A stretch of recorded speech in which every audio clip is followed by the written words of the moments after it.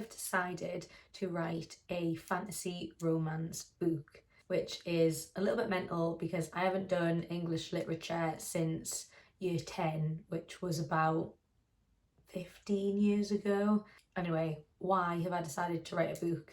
So I fell back in love with reading over the past 18 months, and I've read some amazing books. I've also read some shite books. I name no names. But as I was reading these books, I was like, I could do this. Like, I would love to do this. And I started thinking of my own ideas and I thought, fuck it, like, let's give it a try. How hard could it be? Obviously, when it came to me starting to write, I had no idea what I was doing in regards to like plot, story, structure, character development, world building. So I started to look around for short courses. I'm based in Edinburgh, so I looked at Edinburgh Uni and they were going to be like £200, which is a bit steep for something that I'm just starting out with. And then I looked on YouTube and found Brandon Sanderson's creative writing lectures at BYU. If you're watching this, I'm assuming that you know who Brandon Sanderson is, but on the off case that you don't, he's a very successful epic fantasy writer. He wrote Mistborn, Skyward, The Way of Kings, and his lectures on YouTube are brilliant. They are still available on YouTube if you want to go and watch those. I highly recommend, but they are an hour and 15 minutes long, so it does take quite a bit of time to get through them all. But if you don't have time to watch them, have no fear, Sophie's here, and I'm going to go through all the key takeaways from each lecture, starting with the first lecture, the introductory lecture. Let's go. The first piece of advice Brandon gives in his introductory lecture is practice. So Brandon actually wrote 12 novels before he was picked up by a publisher. He says you have to just start writing. People get this paralysis that what they need to be doing is perfect, but he says just get writing, practice, try new things, and you'll get better. For tip number 2, Brandon explains that there are 2 different types of writers, a discovery writer and an outline writer. So a discovery writer is someone who flies by the seat of their pants. They just start writing, explore where the story goes and just follow where it takes them. Whereas an outline writer has a structured plan that they follow and stick to. So I actually initially tried discovery writing and I got about 70,000 words in and I was like, I have no idea where this story's going. I couldn't think of an end. Like, the mismatched plots were everywhere. I still haven't finished that one.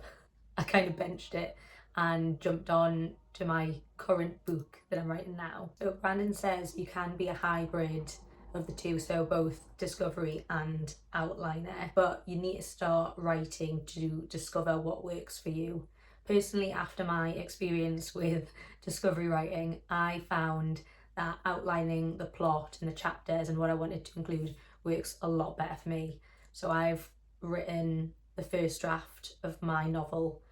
It's about 120,000 words and I'm going back through it now and editing/rewriting things, and I'm much happier with the plot. Tip number 3 is make good habits for writing consistently.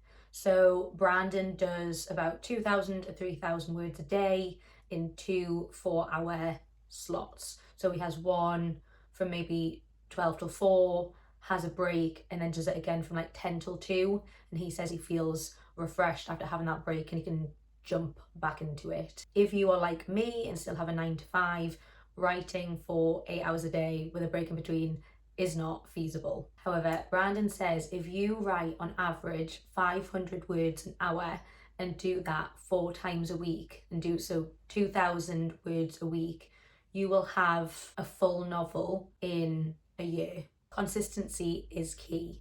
I think this was my biggest takeaway from watching the lectures.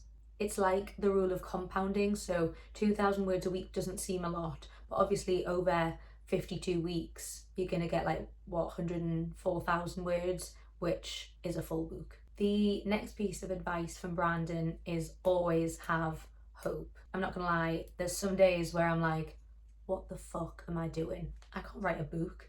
I'm never gonna be as good as other authors out there. What happens if I write this book and nobody reads it?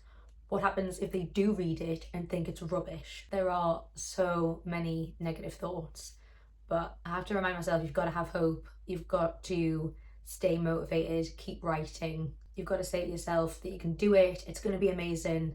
Manifest that shit, put it out at the universe, and it will come back to you. He mentions that George R. Martin was a mid-lister for 30 years, and then Game of Thrones just got picked up, and now look at it, it's like one of the best selling series ever. People flock to Croatia to see the Iron Throne. So do not give up hope, and I won't either. Tip number 5 is, no matter what, make sure that you are proud of your writing. Like I said, Brandon had 12 novels before he was picked up, but he was proud of what he did and what he put out there. You need to focus on what you have control over.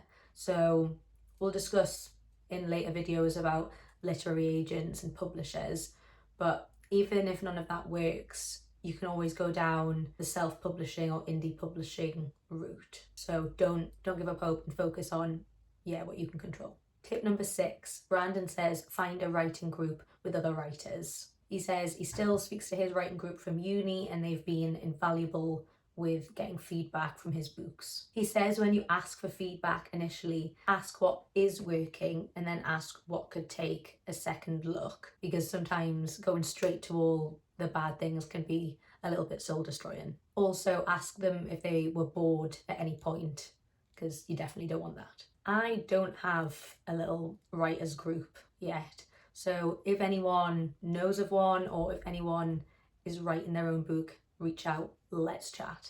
And there we have it, 6 key takeaways from the introductory lecture from Brandon Sanderson's creative writing lectures at BYU. I'll do highlights for the other 12 lectures and I'll use my book as an example so we can work through it together. So if you're not already, please subscribe and you'll get notified when the next videos are up. Thank you so much for staying till the end. I will speak to you soon.